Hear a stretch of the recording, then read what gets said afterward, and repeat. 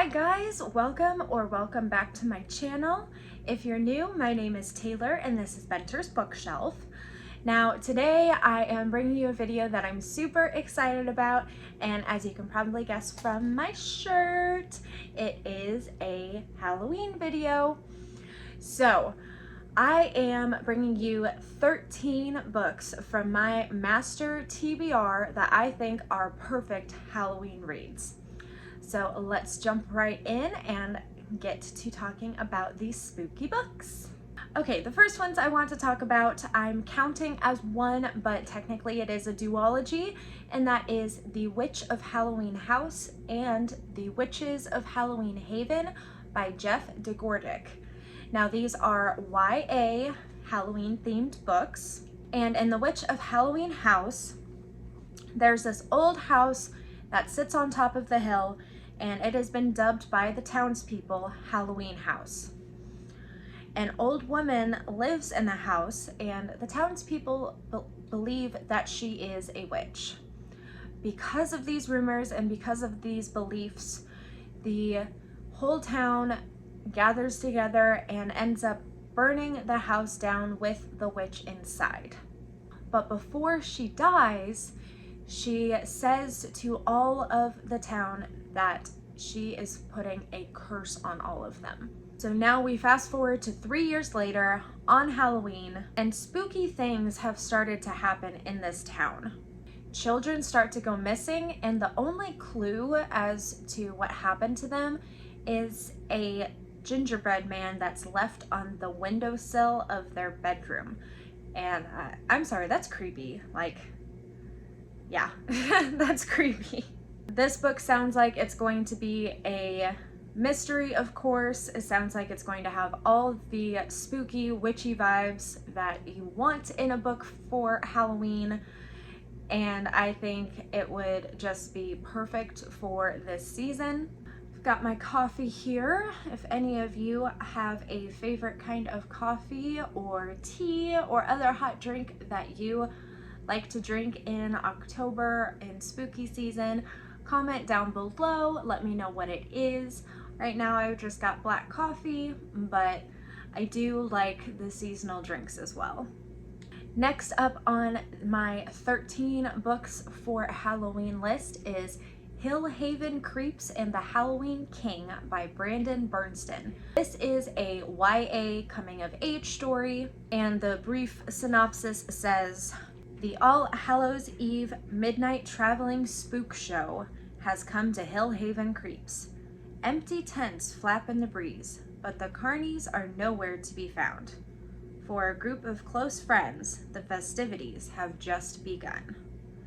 So it definitely sounds like a spooky carnival, reminiscent of like Cirque du Freak, and I am really excited. I love spooky carnival stuff. Some of you may remember the Nickelodeon show, Are You Afraid of the Dark? That was a trope that they like to do on that show, and I grew up watching that show, so it definitely gives me kind of the nostalgic Halloween feels. All right, next book on this list is one that maybe doesn't scream Halloween, but for me, the type of literature it is definitely brings the spooky vibes. And that is The Harrowing by James Aitchison. This is a medieval historical fiction set in the 11th century, and the tagline for it is what really hooked me. Priest, lady, servant, warrior, minstrel. Each has their own story, each has their own sin.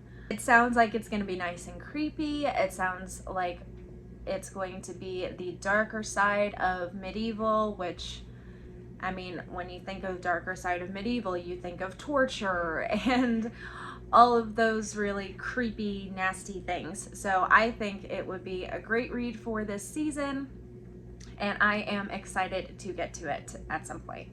Next, we have Once Upon a Halloween by Richard Lehman.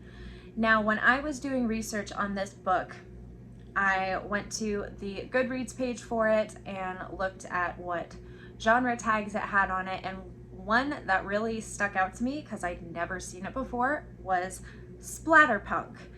And so I had to research a little bit into what splatter punk is as a genre, and I came up with this definition for it: graphic, gory violence and hyper-intensive horror with no limits. So that sounds like it's going to be a wild ride. And Once Upon a Halloween is about the old Witherspoon house. It stands as the last house on a dead-end street. And not long ago, a grisly murder-suicide occurred in Witherspoon house. Now it is said to be haunted, but it's no longer abandoned. 3 years ago, Laura and Shannon moved into this house. They are young, pretty, and friendly, and best of all, they give out great Halloween candy. So the setting is a perfect Halloween night for Laura and Shannon. They're getting ready to go to this costume party, and when Laura opens the door thinking that it's a trick-or-treater, she is faced with a terrified lone teenage boy who says, "Let me in, they're gonna get me." And that just sounds like it's going to be a night full of hijinks and running. You know, it brings to mind like the traditional horror films where you've got the teenagers running away from the guy with the knife. It just sounds like it's going to be like a classic vibes Halloween story. Perfect for spooky season. Next is a spooky middle grade that I learned about from my friend Lexi from Alexandra Roseland. If you haven't checked out her channel before, I will go ahead and link it here. And down in the description box, she gives great recommendations for all kinds of genres and all seasons. And yeah, she just does an amazing job recommending books. And this book is one of the ones that I learned about from her. And it just sounds like such a great Halloween read. That is The Ghoul of Howl's Fair by Nick Tomlinson. As I said, this is a middle grade novel, and we follow this young historian, Molly, who suspects that the creepy rumors and tales about her tourist town of Howl Fair are starting to come true.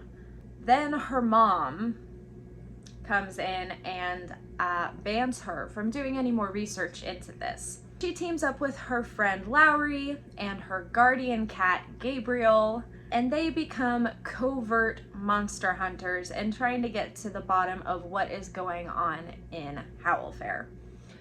It sounds like such a great adventure. It sounds like a great friendship story. I love that there is a guardian cat. I mean, what is more spooky season than a cat that is following around on these epic adventures? Next up, we have an adult anthology, and if you don't know what an anthology is, it is a bound up collection of short stories, and this is Halloween Season by Lucy A. Snyder. And the little blurb here says, "Master storyteller Lucy A. Snyder has filled her cauldron with everything that Halloween means to her and distilled it into a spellbinding volume of stories." I've been really into short stories and anthologies lately. I think seasonal ones especially are great for bringing you into that headspace of the season, of the holiday. So definitely check it out if you are into short stories, or if you're wanting something that is going to be a bit faster paced. Personally, when I read anthologies, I will do one story a day. It only takes me about 15 minutes a day to read one of the stories, and then I have the book finished usually by the end of the week, or about a week and a half long. And it's just a really nice, easy way to get into the spirit of the season. Another middle grade that I wanted to mention on this list is Skeleton Man by Joseph Bruchak. It is a middle grade horror, so it's going to have some of those horror elements, but it's not going to be as scary as like a YA or adult horror novel, since it is meant for the middle grade audience. So in Skeleton Man, we have Molly, who ever since she woke up to find her parents gone, they disappeared, her life has been filled with a lot of questions. Where did her parents go? Who is this creepy old guy claiming to be her great uncle that she now has to live with? Why does he never eat or sleep? And why is he always locking her in her room at night? And finally, what are her dreams of the Skeleton Man trying to tell her? She knows one thing for sure, and that is if she doesn't get answers to some of these questions soon, it could be the end. Another anthology that I think would be absolutely perfect for this season, and just the whole concept of this is so cool, and I hope that there's going to be more volumes of this because it just seems like one of the coolest things to do. So we're talking about 8 Ghosts, the English Heritage Book of New Ghost Stories. It is edited by Rowan Ruth, and the authors include Mark Haddon, Jeanette Winterson, Sarah Perry, Andrew Michael Hurley, Stuart Evers, Camilla Shamsey, Kate Clancy, and Max Porter. So these 8 authors were given after-hours access to their chosen English heritage site. They were immersed in the history and the atmosphere and the rumors of hauntings at these sites, and each one wrote a new ghost story based on the experience they had during this after-hours time at these heritage sites. This anthology also includes 2 afterwords about other English heritage sites that are rumored to be haunted. So I definitely think there's potential for this to have many volumes, but so far there's just the 1 volume, just the 8 ghosts. It just sounds so cool. I love anything that is spooky but linked to heritage of a certain place.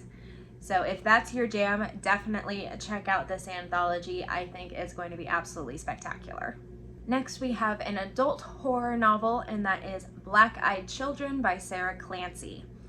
In this, we have Ruby, who is our main character, and she is on the job in the Yukon wilderness, spending months in this cabin to take care of a pack of sled dogs. Immediately after arriving, she starts to feel like she's watched. Then one night, 3 children show up at her door, and they all have pitch black eyes. They're pleading with her to let them inside, and she says no. Her rejection draws her into a war of wills against the demonic forces that surround her, and she'll soon learn that it is hard to keep the devil out when you've already opened the door. Next, we have a YA horror fantasy, and that is The 13 Hallows by Michael Scott. Now, this is all about the Hallows, these ancient artifacts imbued with primal and deadly power. But the question is, are they going to be the protectors of the world or cause its destruction? So a gruesome murder in London is one of the first things to happen in this book, and it reveals a plot to uncover a 2,000-year-old secret. Now, this sounds like it's going to be an adventure story. It sounds like it's going to have a lot of action, and it sounds like it's going to be creepy as hell, which makes it perfect for this time of year. So if you're into fantasy, if you're into the creepy side of fantasy, definitely check out The 13 Hallows. I think it's going to be a great ride. What is more classic for Halloween than witches? And the most notorious witches around are from Salem. In this next book that I'm talking about, it is the story of the Salem witch trials, but told from a different perspective than we normally get. So Crane Pond, a novel of Salem by Richard Francis, is a historical fiction novel based on the Salem witch trials. And it's telling that story, but instead of from the victim's perspective like we normally get, it is from the perspective of Judge Samuel Sewall, who was the only judge from the Salem witch trials to later admit that they had made a terrible mistake. And I think that a story following his perspective from going through the trials and then later realizing, oh crap, we just killed a bunch of women for no reason, I think it's going to be a great new perspective on a story that we all know so well. The final anthology that I have on this list is The Halloween Store and Other Tales of All Hallows Eve by Ronald Kelly.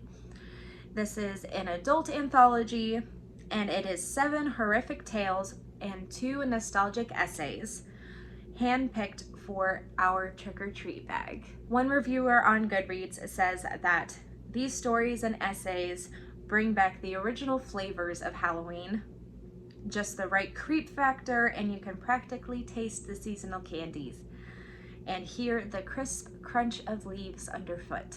Scares and memorabilia combine to make this the perfect Halloween treat. And again, I said I love anthologies for seasons and holidays to just really get me into the spirit and immersed in the feels. So definitely check out this one as well. It sounds like it's going to be very classic and just really rooted in the long-worn traditions of Halloween. And the last book for this 13 books of Halloween is another one that I learned about from Lexi at Alexandra Roseland, and it is a middle grade horror. And it actually is not just one book, but it is a whole series. It is 4 books in this series. We have Small Spaces, Dead Voices, Dark Waters, and Empty Smiles, all by Catherine Arden. I think that if you're going to read this series, you should go in blind. That's what I've been told by all of the people I know who have read these books. So I'm just going to say that Small Spaces, the first one, is a girl, a book, and a ghost. Avoid large places. Keep to the small. Well, that is it for this year's 13 books of Halloween. I hope that some of these spoke to you and you read them to get yourself immersed in the spooky season. We are halfway through October now, and I am just itching for all of the spooky, creepy, and full-on Halloween reads. If you have any other recommendations for perfect Halloween reads, please leave them in the comments down below. Thank you again for coming to my channel and hanging out with me today. Please like this video if you enjoyed it, and don't forget to subscribe and ring that notification bell. I have so many awesome videos planned out for the rest of this year, and I can't wait for you guys to see them. I will see you guys in my next video.